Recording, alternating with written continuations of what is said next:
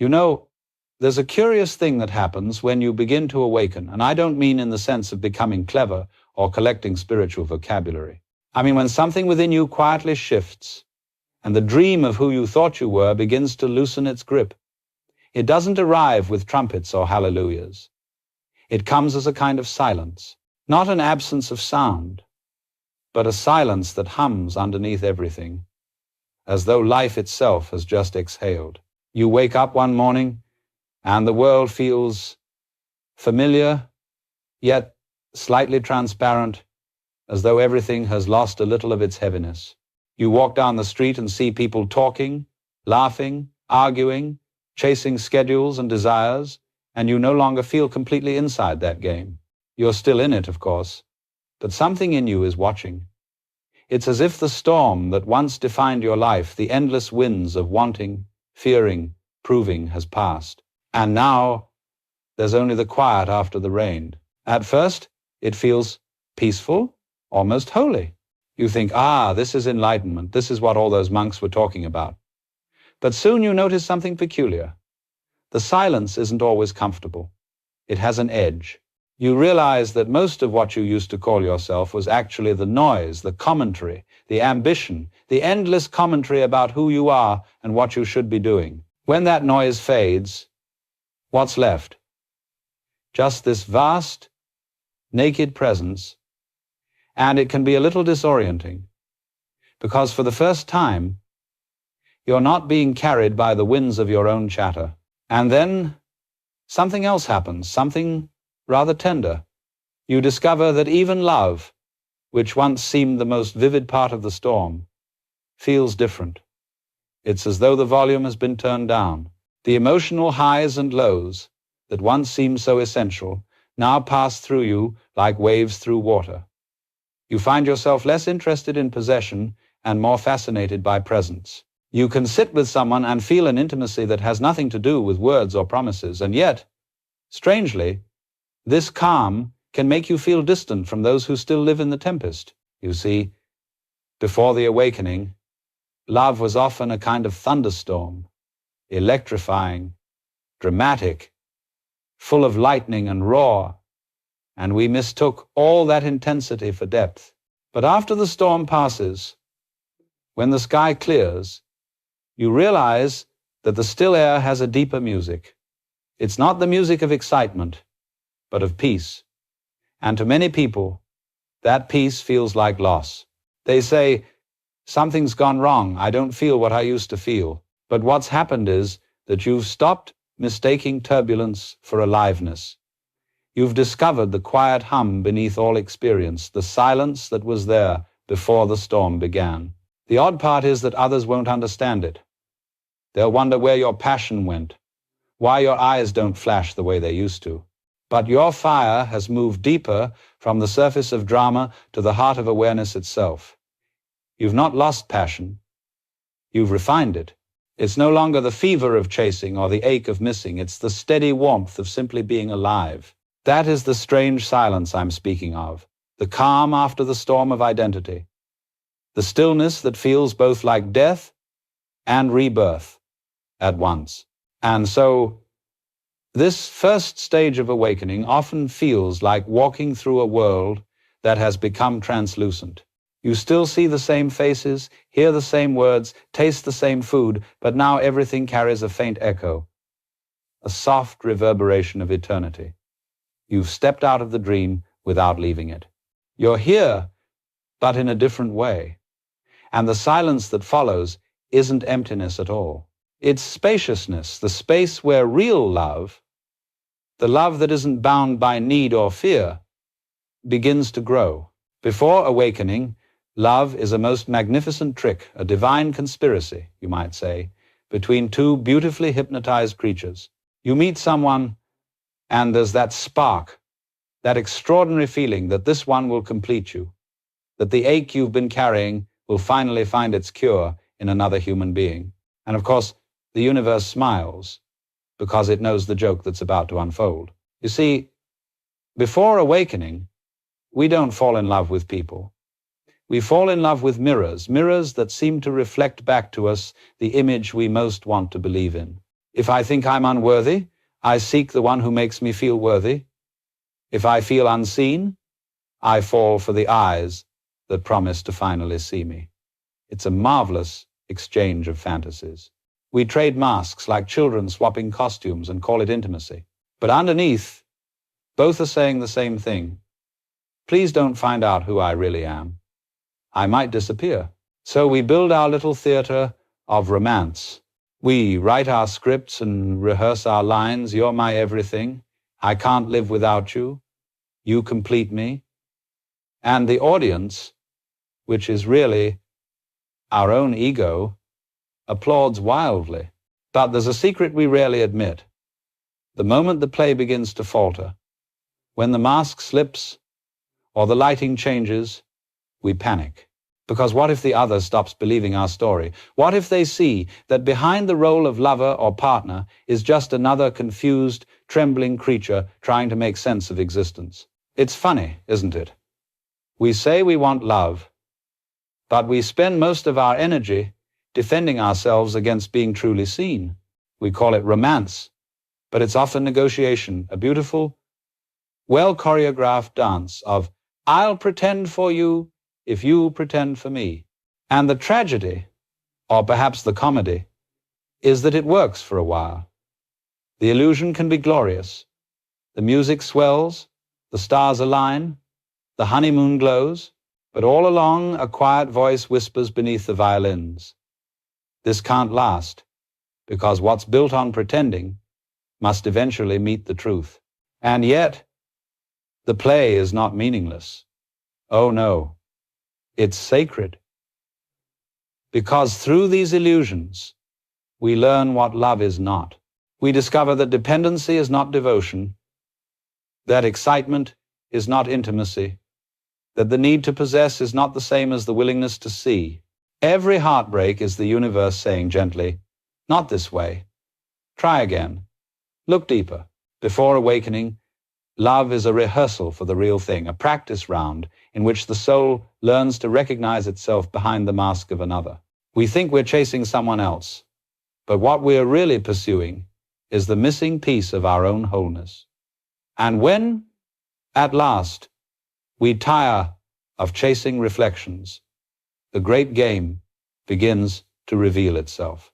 For it is only when the masks start to crack, when you realize that your beloved is not your savior, and that your loneliness cannot be cured by anyone else, that the first rays of awakening slip through. You start to see that love is not a business of getting something. It's what happens when all the getting stops. When two people stop pretending to be anything at all and simply meet here, now, as life itself meeting itself. And that, my friends, is when the storm begins to quiet. Not because the drama ends, but because you've begun to see through it, to glimpse that behind every passionate embrace and every bitter quarrel, there is only one actor playing both parts. You, as the universe, dancing with yourself in 1,000 disguises. And then, one day, quite without warning, the masks begin to slip. Not because you wanted them to, but because they've grown heavy. Pretending, you see, is exhausting business.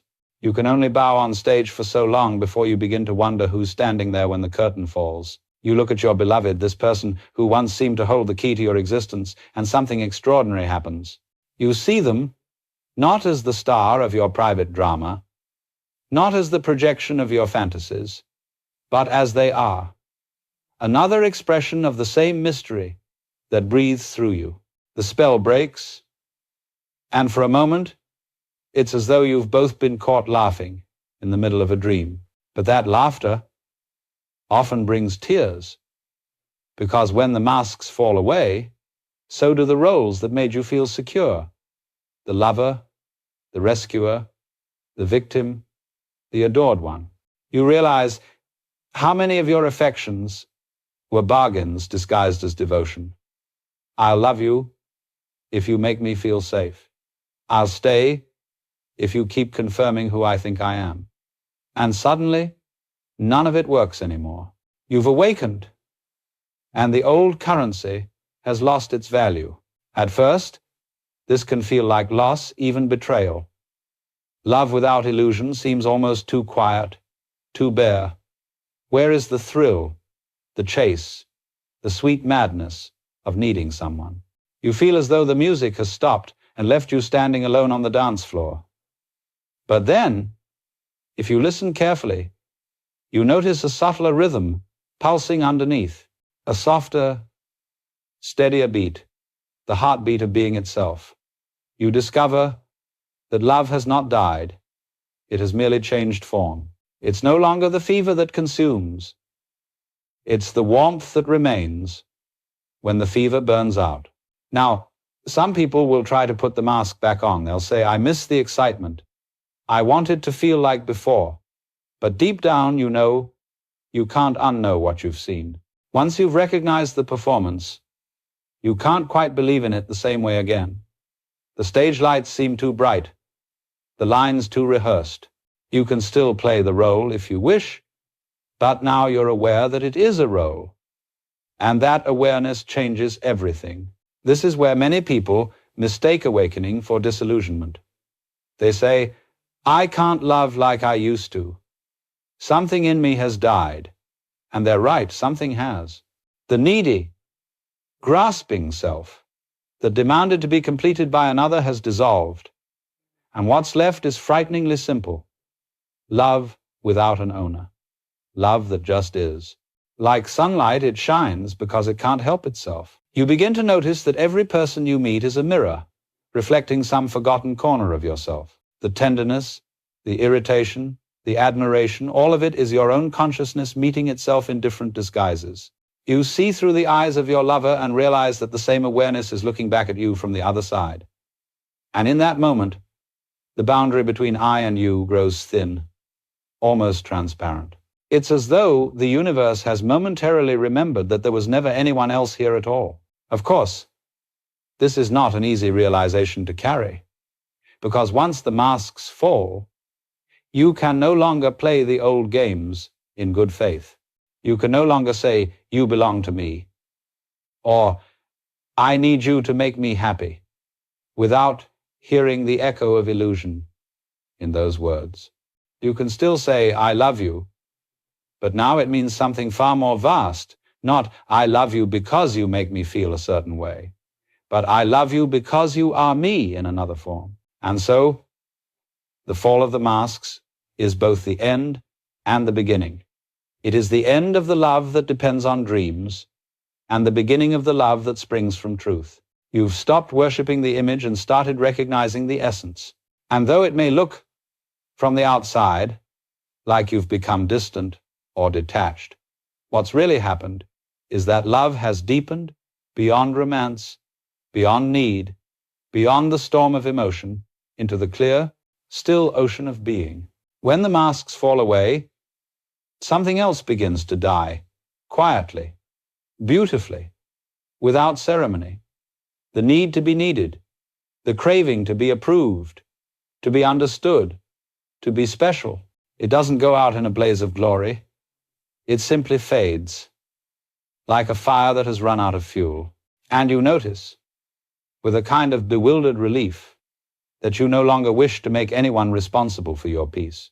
This is the death of need, and to the ego, it feels like the end of love, because for so long, what we call love was really a sophisticated form of dependency. I need you sounded more poetic than I am afraid to be alone.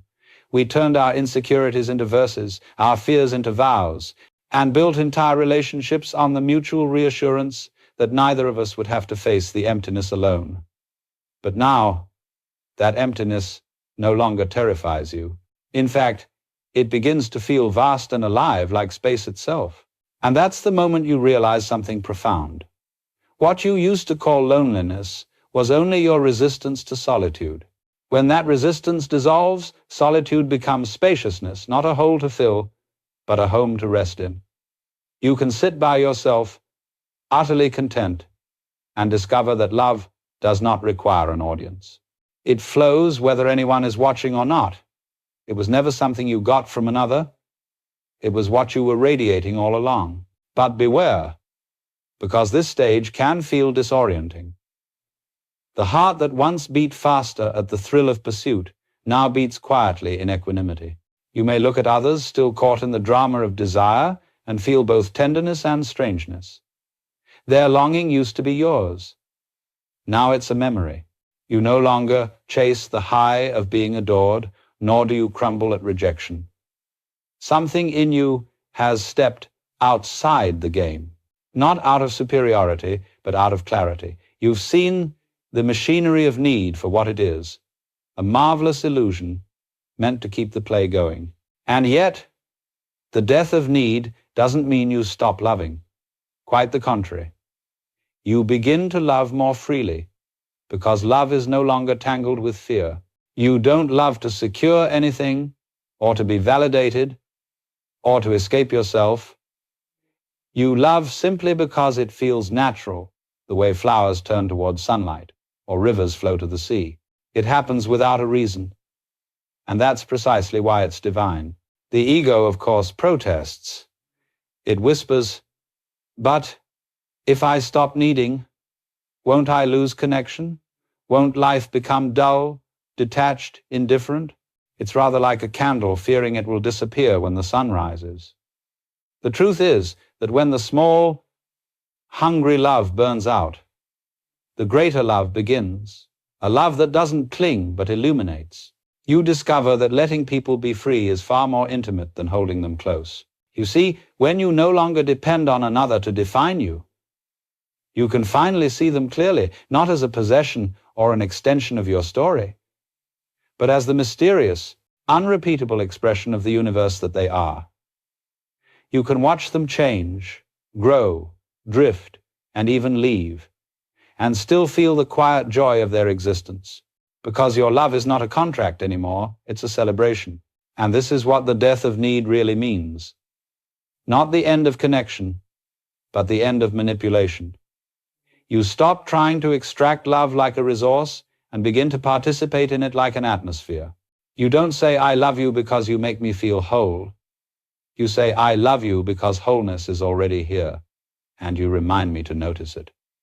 That shift from grasping to giving, from fear to freedom, is what turns ordinary affection into something sacred. So, love after the death of need is not smaller. It's infinite. It doesn't burn as hot, but it glows forever. It has no script, no demands, no destination. It is as vast as the silence from which it was born, the same silence you discovered after the storm. And once you've tasted that, you can never go back to the old game of needing and being needed, for the one who played it has quietly vanished, and in their place stands only love itself, smiling through your eyes. Now, my friends, when need dies, something remarkable happens, something that terrifies most people at first. You come face to face with a vast, boundless emptiness, and you see that emptiness has always been there, quietly humming beneath the noise of your wanting. It's what you were running from all along. For most of our lives, we fill every corner of experience with purpose, movement, thought, and relationship, anything to avoid that silent expanse within. We fear it as we fear the night sky, infinite, ungraspable, indifferent to our stories. We imagine that if we stop clinging to people, ideas, and goals, we will simply vanish. But this fear, you see, is the final trick of the ego, the last desperate attempt to make itself seem necessary. Because the truth is not that you disappear into emptiness, but that emptiness disappears into you. When the mind first glimpses that inner void, it recoils. It says, I've lost everything. My passion, my ambition, my love, all gone. What's left of me? But it's rather like standing on the shore and realizing that the sea has no bottom. Terrifying. Yes, until you see that the depth is not a danger, but a freedom. The emptiness you feared is not nothingness. It is everything before it becomes something. You see, we have been taught from childhood that emptiness is a problem to solve. Don't just sit there, do something. But Awakening reverses the equation. Don't just do something, sit there. Because when you can sit quietly, without needing to fill the silence, you begin to hear what's really playing in the background of existence. You begin to sense the stillness that is not the absence of life, but its very foundation. Most people mistake that stillness for boredom. They think nothing's happening. But nothing happening is the greatest happening of all. It's what allows everything else to appear. Just as a painting needs the blank canvas, or music the space between notes, your very being depends on this emptiness. It is not a void that swallows you, it's the womb that births every moment.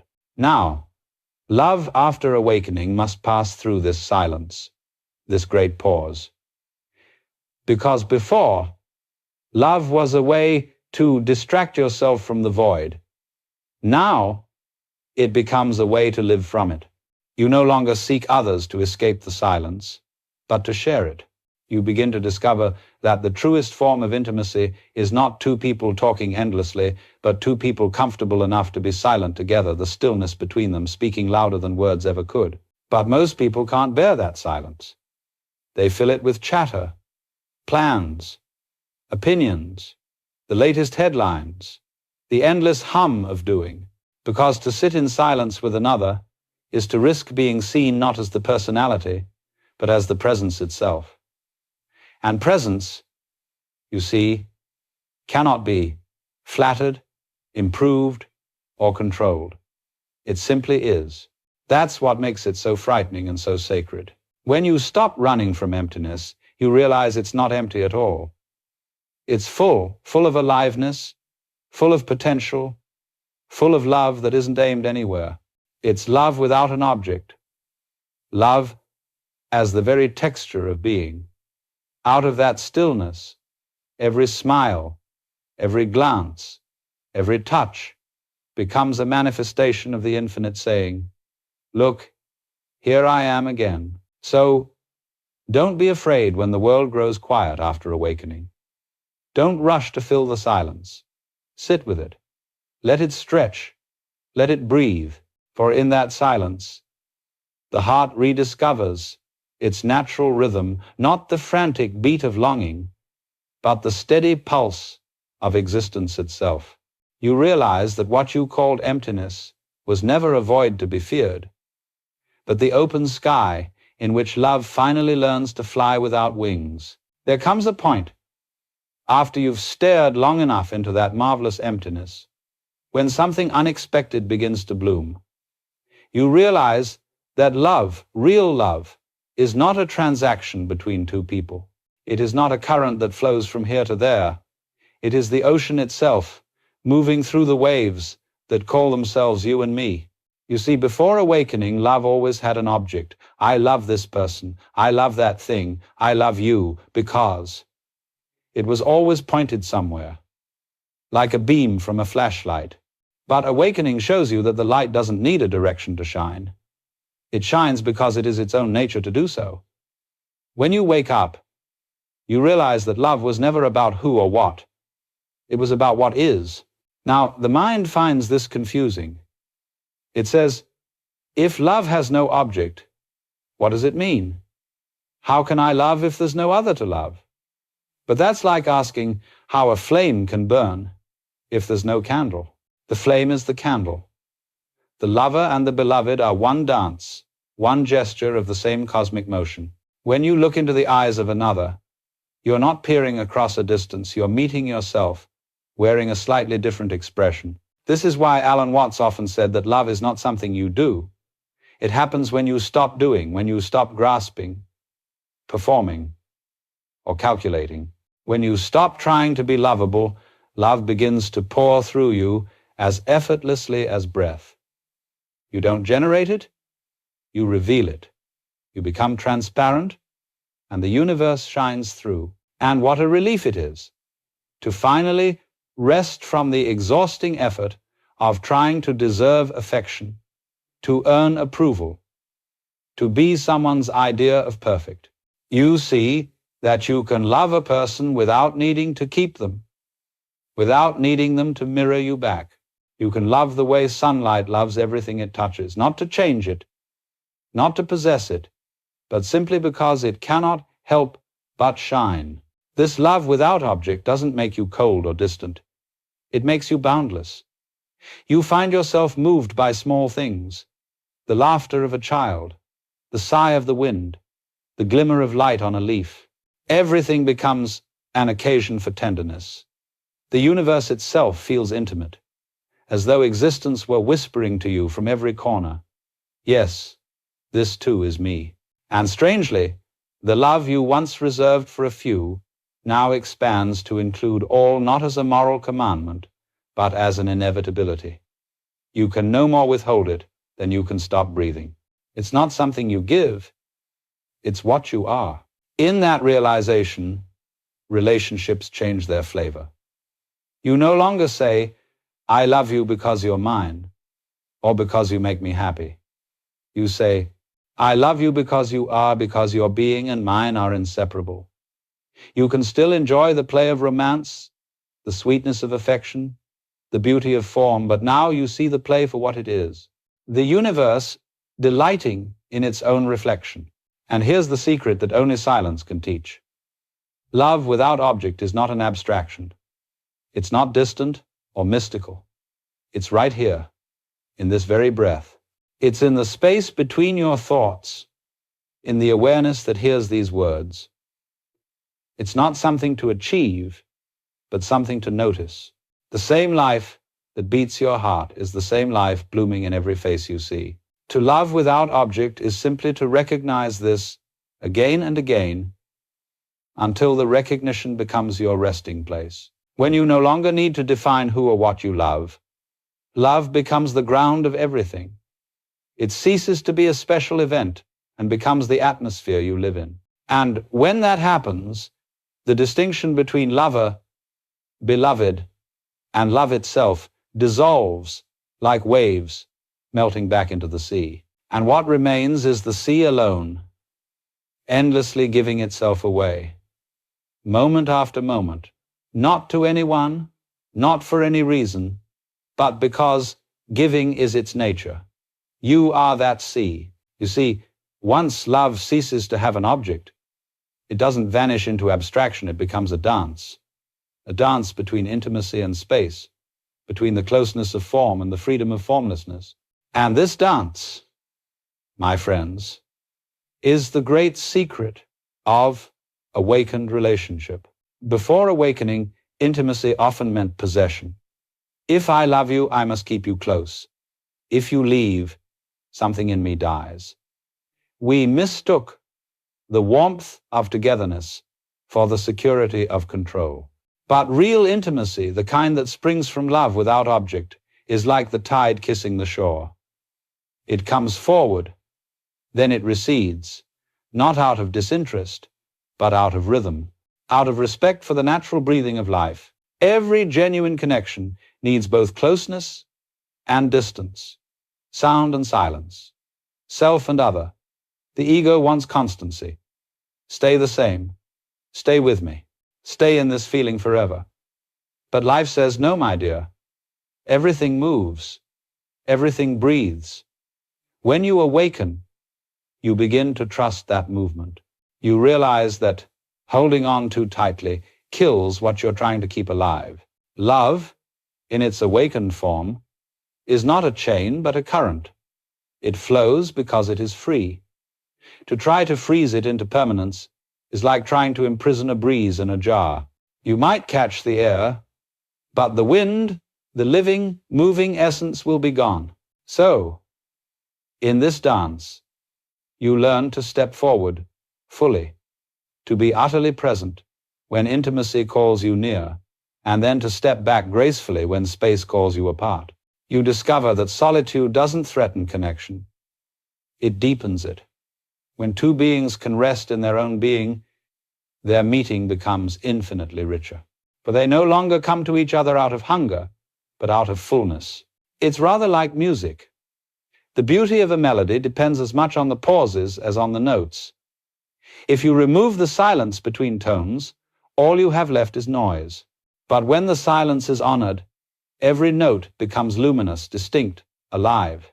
So it is with love. Closeness without space becomes suffocating. Space without closeness becomes cold. Together, they form the harmony of living relationship. And when you see this, you stop trying to manage love. You don't schedule affection or ration attention. You simply respond like a dancer who no longer counts the steps, but moves by feel. Sometimes the music swells, and you find yourself wrapped in another's arms. Sometimes it fades, and you bow out, letting the other twirl alone beneath the same moon. But through it all, you remain part of one great rhythm, one great movement. Life loving itself through endless variation. The ordinary mind fears this freedom. It asks, but what if I lose them? What if they never return? Yet the awakened heart knows that nothing real can be lost. The forms change, yes, but the essence, the love that animates them, remains. You can watch someone walk away and still feel no break, for the thread that binds you is invisible and uncut. It's the thread of shared being, and so relationship becomes art, not architecture. You stop trying to build monuments that will endure forever, and you start painting sunsets that last only a moment but take your breath away. You learn to love like the sky loves the clouds, letting them come, letting them go, never for a second forgetting that they are made of the same light. This is the dance of intimacy and space, the eternal play between form and emptiness, between meeting and letting go. It is not something to master, but something to remember, for the universe has been dancing this way since before time began. Stars collapsing into galaxies, waves embracing the shore, lovers meeting and parting, all expressions of the same heartbeat. When you love from this awareness, you realize that there was never truly separation. The space between you is not absence, it is presence itself, allowing everything to exist, allowing love to move freely. And the more you trust this, the more you find that every encounter, however brief, becomes complete in itself. You no longer cling to make it eternal, because it already is. And in that effortless rhythm of closeness and release, you discover that love was never about holding hands or holding hearts. It was about holding nothing, and discovering that nothing was never empty at all. There comes a time, after all this seeing and shedding, when you discover that love, like life itself, cannot be managed. No technique, no philosophy, no prayer will teach you how to control it, because to control love is to destroy it. You realize at last that your deepest peace lies not in steering the flow, but in surrendering to it. We human beings are curious creatures. We keep trying to outwit life. We scheme, we strive, we plan. If I say the right things, if I meditate long enough, if I master detachment, then I will finally be safe. But have you noticed? The universe has been running itself perfectly well without your management for billions of years. The stars do not attend self-improvement seminars, yet they shine. The trees don't make 5-year plans, yet they grow. And you, my friend, are no different. The heart beats itself. The breath breathes itself. Life lives itself. Surrender is not defeat. It's the end of pretending to be in charge. It's the moment you stop fighting the current and realize that the river was never against you. You were the river all along. When this truth dawns, an immense relaxation floods through you. You stop trying to be good, to be spiritual, to be awakened. You simply are. And in that being, everything finds its place. Now, this surrender frightens the mind. It says, if I let go, won't everything fall apart? But look closely. What exactly are you holding together? Your plans? Your image? Your control over others' opinions? These things were never stable to begin with. They were like castles made of smoke. You can't keep smoke from moving. You can only learn to watch it dance. So, love after awakening becomes an act of graceful watching. You don't cling to people or moments. You participate fully, but you don't grasp. You allow each experience to arrive, blossom, and pass away. Just as the tide surrenders to the pull of the moon, you surrender to the rhythm of existence. And in that letting go, something beautiful happens. Peace stops being a goal and becomes a companion. The paradox, of course, is that surrender gives you a kind of power no control could ever grant. When you no longer insist that life bend to your will, you begin to move with it. You speak when words arise, you act when movement calls, and you rest when stillness comes. It is spontaneous, effortless, like dancing without choreography. And somehow, in that flow, life arranges itself perfectly. You find the right people, the right moments, the right lessons, not because you hunted them down, but because you stopped pushing them away. Love, too, reveals its own intelligence when left alone. It doesn't need your constant interference. It knows when to hold and when to release, when to speak and when to listen. When you surrender, love becomes self-directing. It ceases to be a project and becomes a presence, something that happens through you, not by you. And perhaps the most humbling thing of all is this: you realize that even your surrender is not something you do. It happens naturally, like a sigh after a long struggle. The part of you that thought it could control life simply wears itself out. And in that exhaustion, the great peace of acceptance descends.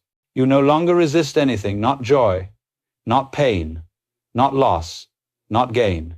You see that all of it is the same dance, and the dancer was never separate from the music. When you live from this surrender, love becomes effortless again. You stop trying to improve others, or to save them, or to fit them into your idea of happiness. You let them be as they are, and in that letting be, compassion blossoms like spring. You begin to see that everyone, in their own way, is the universe pretending to struggle toward itself. You no longer pity them or judge them. You simply love them as you love the rain, because they are happening, and that's enough. This surrender is not resignation. It's participation.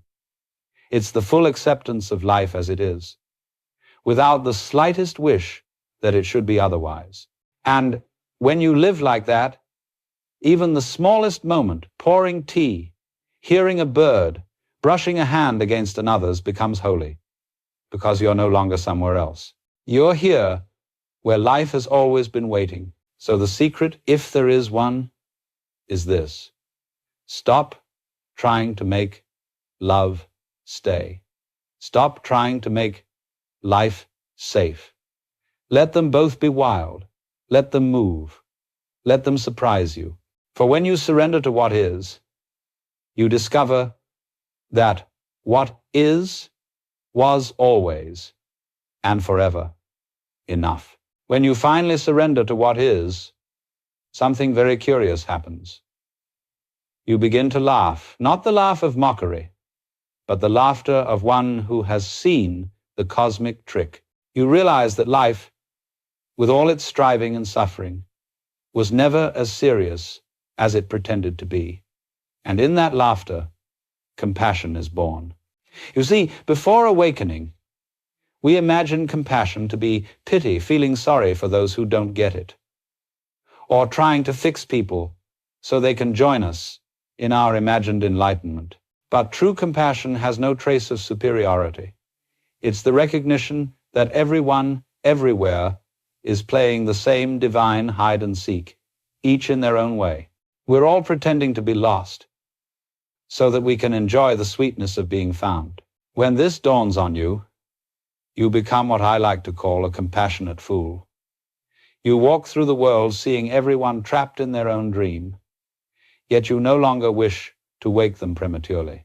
You understand that the dream has its purpose, that even confusion is part of wisdom's unfolding. You no longer grab people by the shoulders and shout, "Wake up!" because you remember how irritating that was when you were still dreaming. Instead, you smile, you listen, you love, and sometimes, when the timing is right, you whisper a truth that lands gently, like a feather on water. The compassionate fool doesn't seek to convert or correct. He simply reflects the peace of knowing that there was never anything wrong. He can sit with a friend's sorrow without trying to fix it, because he knows sorrow has its place. He can witness the madness of the world, the wars, the greed, the endless striving, and still bow to it, because he sees the divine hand moving through even the chaos. He laughs not at the world, but with it. You become light-hearted, but not shallow. You cry easily, but your tears no longer drown you. You laugh easily, but your laughter has depth. You can hold paradox in your palms like a toy, joy and grief, beauty and ugliness, all shimmering together in one dance. You realize that the fool and the sage were never two people. They were always one face of the same eternal mystery. And perhaps the most beautiful thing about being the compassionate fool is that you're free to be human again. You stop performing enlightenment. You allow yourself to make mistakes, to forget, to fall in love, to lose, to weep. And through it all, you never lose the twinkle in your eye, because you know that even your stumbling is part of the dance. You know that life doesn't need to be improved, it needs only to be embraced. The compassionate fool can love without needing to change anyone. He can forgive without the drama of moral superiority. He can see his own shadow without shame, because he knows that the darkness is what allows the light to shine. And so he becomes a mirror in which others catch a glimpse of their own divinity, not because he tells them they're divine, but because he treats them as if they already are. This is why the awakened are so difficult to categorize. They may seem serious one moment and ridiculous the next, detached yet deeply involved, wise yet childlike. They know that the play of existence doesn't end with awakening, it only becomes funnier. You stop trying to escape the stage and instead play your part with grace, fully aware that it's a play. And, oh, what a performance it becomes when you stop trying to win the audience's approval. So, to love as the compassionate fool is to live with an open heart and an open hand, to laugh at your own solemnity, to cry at your own laughter, to meet every being, saint and sinner alike, as an equal participant in the grand cosmic comedy. You no longer carry the burden of fixing the world, but you move through it as a presence of peace, a quiet reminder that all is and always has been perfectly all right. For when you see that the universe itself is playing hide and seek, pretending to be you, pretending to forget its own perfection, how could you not laugh? How could you not forgive? How could you not love? And so the fool, with his soft eyes and knowing grin, walks through the market, the monastery, the battlefield, and the bedroom, smiling at it all, knowing that in the end, the play continues, the curtain never really falls, and the laughter of creation goes on forever. You know, there's a moment in every awakening when the laughter fades into silence again, and that silence can feel very, very empty. The world, once full of noise and companionship, suddenly feels distant. People you used to understand, and who understood you, seem to have drifted to another frequency. You find yourself alone, and you wonder if something has gone wrong. But it hasn't gone wrong. It's simply that the kind of togetherness you once knew depended on shared illusions. And now that those illusions have melted, you must learn what it means to be alone, truly alone, but not lonely. Loneliness and solitude, you see, are not the same thing. Loneliness is the ache of separation, the feeling that you are a fragment torn away from the whole. Solitude is the recognition that you are the whole, momentarily appearing as a fragment. Loneliness is the cry of the wave that has forgotten it is the sea. Solitude is the sea remembering itself as the wave. At first, when you stop identifying with the social masks and the constant noise of relationship, it can feel like death. The little I that needed to be seen, approved, desired, it dissolves. The mirrors vanish. The phone stops ringing. The crowd moves on, and there you are naked before the vastness of your own being. It's frightening because for the first time, there's no one left to distract you from yourself. But if you stay with that silence, if you resist the temptation to fill it with old comforts and new distractions, something miraculous happens.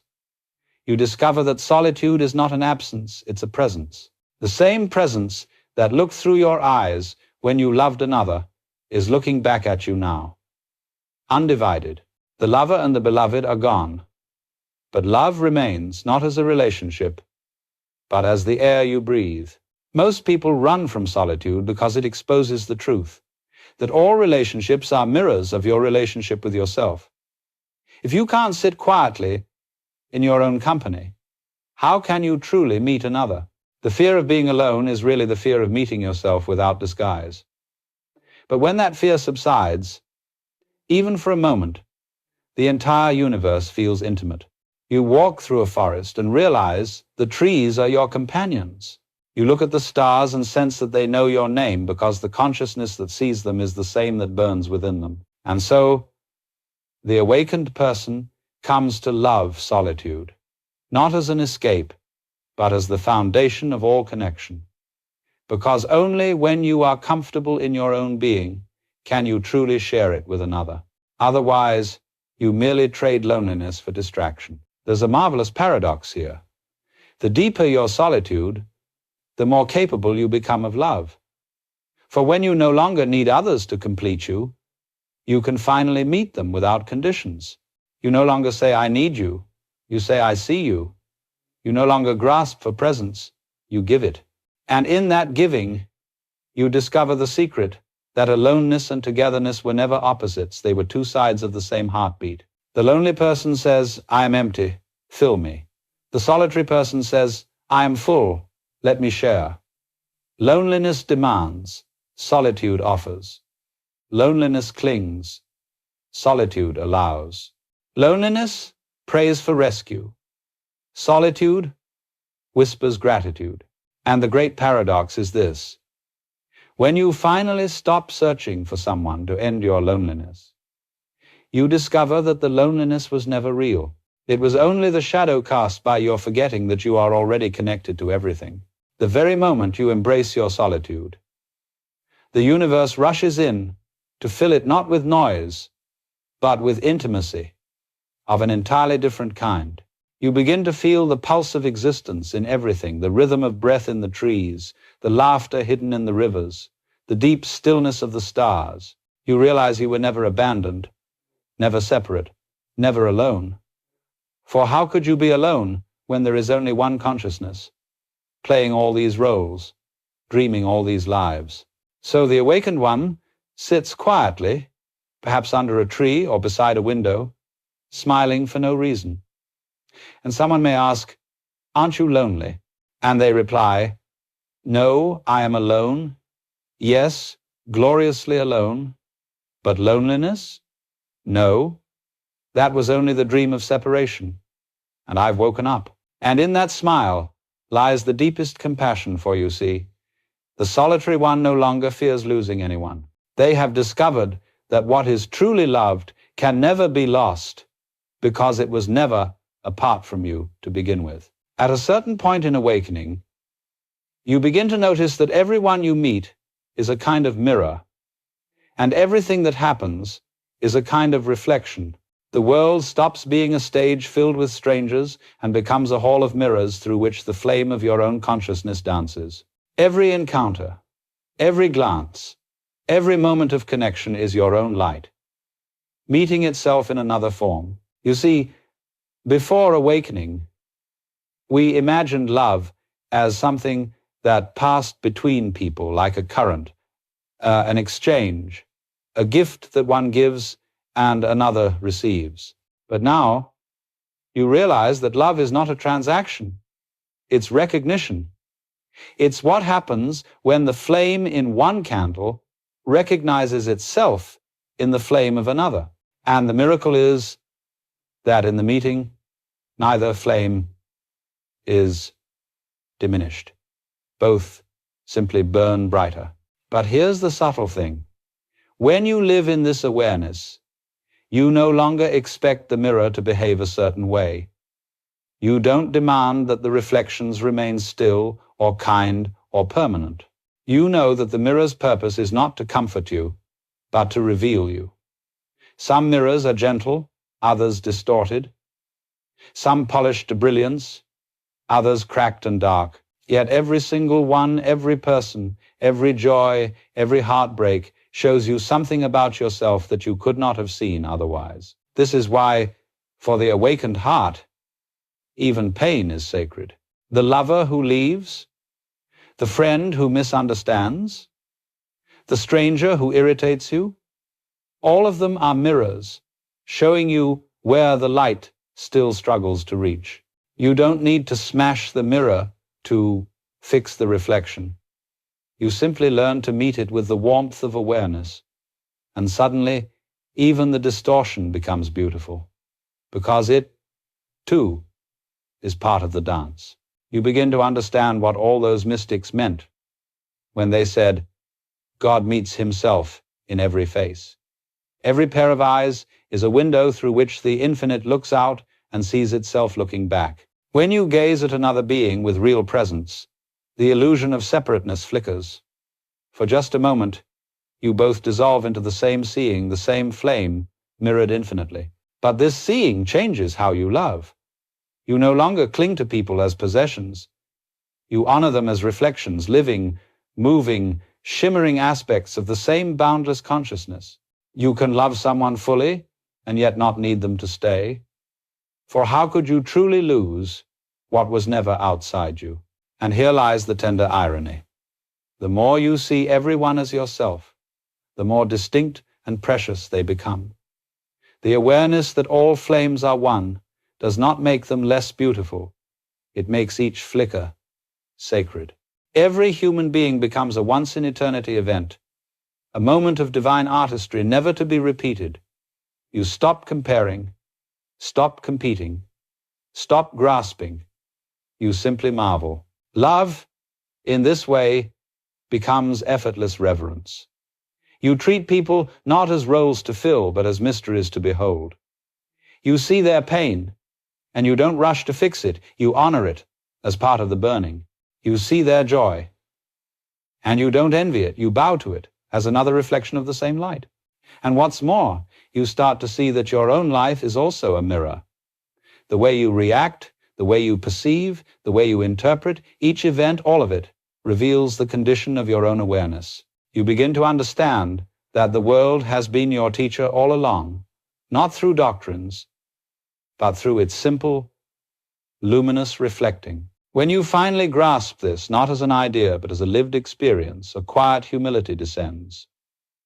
You no longer try to change the mirror of the world to flatter you. You polish the glass of your own seeing. You let go of judgment and control, and something extraordinary happens. The reflections become gentler. The world starts to shine, not because it has changed, but because you have. And so the flame and the mirror continue their eternal play. The flame burns, the mirror reflects, and the reflection feeds the flame. You, the universe, are seeing yourself endlessly, loving yourself through a billion faces, learning through the shimmer of your own reflections. This is not a metaphor. It's the very structure of reality. When you know this, really know it, you can look into the eyes of anyone, even for a brief moment, and see eternity flicker there. You realize that every goodbye was only ever a reflection fading back into the source of light. And every new face is that same light returning again, in a new costume, smiling at itself. You, the mirror. You, the flame. The two are never separate. You are the one who burns, and you are the one who sees the burning. And the dance between them, that shimmering, fleeting beauty, is what we call love. And so, my friends, after all the masks, the storms, the deaths, and the silences, something quiet and extraordinary dawns. You find that you can love again, not as you once did, frantically, conditionally, fearfully, but freely. Love, at last, has been unchained from the dream of possession. It no longer needs to promise forever or to prove its worth. It doesn't demand that life stay the same or that people remain who they were. It moves like breath, like music, like sunlight here, then gone, yet never truly gone. You see, when you awaken, love returns, but it comes back lighter. It no longer seeks to hold or to claim, it simply flows. It no longer says, "You are mine," but rather, "You are me." You stop measuring love by its duration or its drama and start recognizing it by its depth of presence. Love becomes the art of noticing the gentle wonder of being here with another, fully, without resistance. This kind of love is not the fevered hunger of the half-complete, but the quiet generosity of the whole. You don't fall into it anymore, you rise into it. You rise into awareness, into gratitude, into the tender recognition that every being, every breath, every encounter is a fleeting revelation of the divine in form. Love becomes less of a relationship and more of a state of being, the natural fragrance of consciousness when it no longer clings. And oh, what a relief that is, to discover that you no longer have to chase it, that you never had to earn it, that it was never given to you by another. It was what you were all along the ground, beneath every heartbeat, the silence beneath every word. Love is not something you feel for people. It's what you feel as people. It is life loving itself through you, through them, through every pair of eyes that ever looked upon the sky. From this understanding comes a certain sweetness, not sentimental, but profound. You love people enough to let them be. You love the moment enough to let it pass. You love the world enough to allow it to change. There is no fear of losing anything, because you see that nothing real can be lost. The forms dissolve, yes, but the essence remains, and the essence was never apart from you. To love freely is to be at peace with impermanence. It is to know that the flower is beautiful precisely because it will wilt, that the song moves us because it ends, that the meeting is precious because it will never happen quite the same way again. And instead of clinging to these fleeting miracles, you bow to them because you see that they were never meant to be kept. They were meant to be seen. So you walk gently now, not with the intensity of a seeker, but with the grace of one who is found. You touch life softly, as one touches sacred things. You speak kindly, because every voice you hear is your own echo. You forgive easily, because you see that the world is learning to love itself through its mistakes. And you laugh often, because what else can you do once you've seen the great cosmic joke? You, pretending to be separate, pretending to search, only to discover that what you were seeking was what you already are. And in this laughter, this surrender, this wide and quiet joy, love becomes simple again, the way it was before you learned the word for it. The love of a child watching sunlight dance on the wall, the love of the wind moving through trees, the love of being alive, with nothing to prove, nothing to fix, nothing to hold. That is the freedom to love again, to love without trying, without story, without end. To let love breathe as you breathe, to let it come and go as it pleases, to trust that it knows the way far better than you ever could. And perhaps when the play of life reaches its closing act, you will look around at the faces, the memories, the countless reflections of yourself, and you'll smile. Not because you've conquered anything, but because you've finally remembered. You'll see that love was never a task or a lesson or a reward. It was the dance itself, the pulse of the infinite pretending, for a while, to be two. And in that remembering, there will be no need for more words, only the softest whisper. This is it, the beginning and the end, the lover and the beloved, the mirror and the flame, the silence that sings. You were never apart. And then only laughter. The laughter of one who finally sees that there was never anything to seek, because all along it was love, loving itself through you.